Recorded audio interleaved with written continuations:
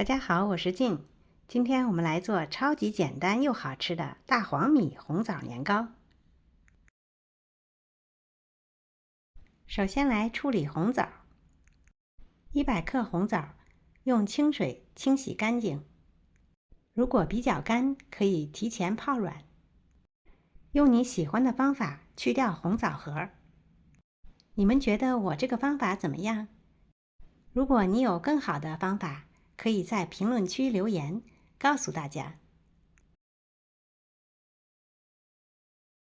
把去掉核的红枣稍微的切碎一些。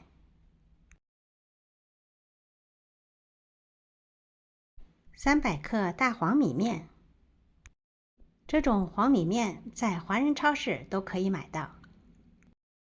少量多次的加入160克开水，边倒边搅拌。温度稍微降下来的时候，就可以下手和面了。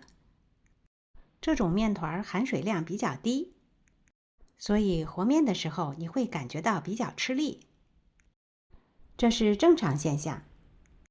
尽量的不要因为硬而多加水。最后只要能够抓成团就可以了。这时候就可以加入刚才准备好的红枣碎。我另外又加了50克蔓越莓干，你也可以用葡萄干，或者是选择不加，只用红枣也可以。然后通过抓捏的方式，把所有的材料大致的混合均匀。这时候的感觉也应该是比较硬，比较吃力，这个状态是正确的。然后就可以分成小份了。我今天一共分了9等份，大约每一份65克左右。每一份都用力的团在一起，最后整理成一个小圆球。这样就是一个年糕的生胚。蒸屉上铺好烘焙纸或者是硅胶垫防粘。把做好的年糕生胚间隔码入蒸屉内。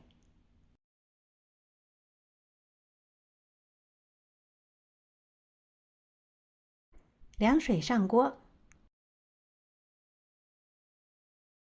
用大火，水开后大约蒸25到30分钟左右。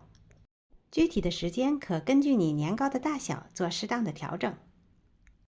这样做出来的年糕不会变形，口感软软糯糯的。